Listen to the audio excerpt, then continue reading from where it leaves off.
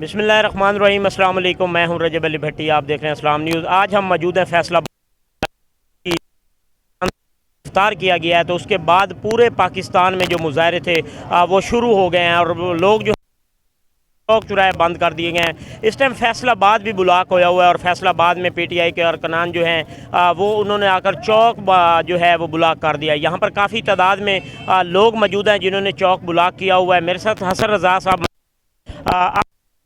پر آپ احتجاج کر رہے ہیں، بیٹھے ہیں، کس لیے بیٹھے ہیں؟ دیکھیں جی، یہ تو میں ضروریت کی قائم کی آج تو دن ہے۔ انہوں نے بڑا ظلم کیا ہے کہ بلا وجہ ایک ایسے شخص کو جو نہ صرف پاکستان عوام کی کر رہا تھا، کی کر رہا اس تو پاکستان کی ہسٹری میں۔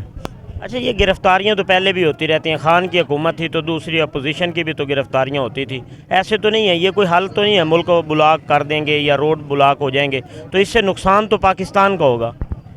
دیکھیں جی، آپ اس میں فرق اپنا دیکھیں نا، وہ تو چوروں کو پکڑ رہے تھے، اور وہ کیسے جو عمران خان کے آنے سے پہلے ان پہ قائم تھے، کیونکہ یہ ایک چوروں کا ٹولہ ہے جو مختلف اوقات میں آ کے شب خوں مارتا ہے اور نکل جاتا ہے۔ تو میں سمجھتا ہوں، اور ان میں آپ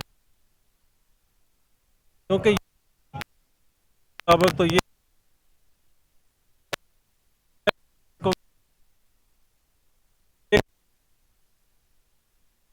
سمجھتا ہوں کہ آج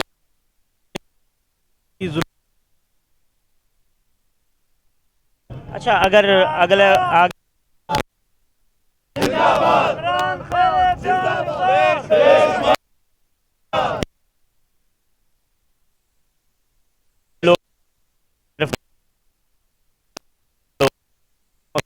کوئی بھی حکومت مذاکرات نہیں ہوتے، کیا آپ کی کوئی کال آئے گی اپوزیشن لیڈر کی جانب سے یا پارٹی سربراہ ہیں؟ عمران خان کے بعد بھی آپ کا کوئی سربراہ تو صاف ظاہر ہے مقرر ہوگا، ان کی طرف سے کوئی کال آئے گی یا احتجاج جاری رہے گا یا آگے آپ کیا کریں گے؟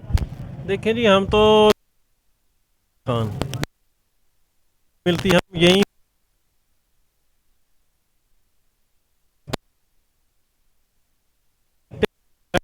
خان رہا نہیں۔ تو آپ کیا سمجھتے ہیں آگے الیکشن کا جو ٹائم دیا ہوا تھا؟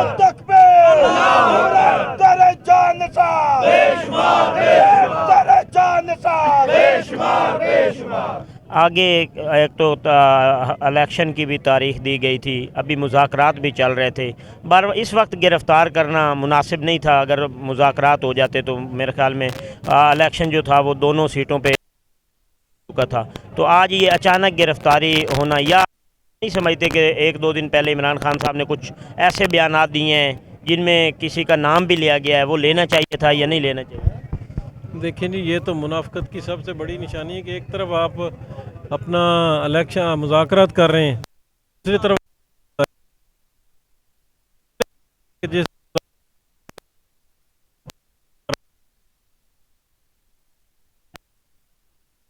نہیں ہے فتوح کے جو آئیں گے آپ بٹ کی یہ آخری حدوں کو بھی کراس کر گئے۔ تو ابھی شاہ محمود صاحب نے بھی بیان دیا تھا کل کا جو ان کے مذاکرات تھے کہ ہمارے مذاکرات ہو رہے ہیں، ان کی ڈیٹ بھی ہماری طے ہو رہی ہے، تو اس کے بعد آج اچانک گرفتاری بنتی؟ جی بالکل، جیسا کہ آپ نے گفتگو سنی ہے، ان کا یہی کہنا ہے کہ جب تک عمران خان ہماری ریڈ لائن تھی، اور جب ریڈ لائن کراس ہوتی ہے تو اس کے بعد کچھ نہیں بچتا۔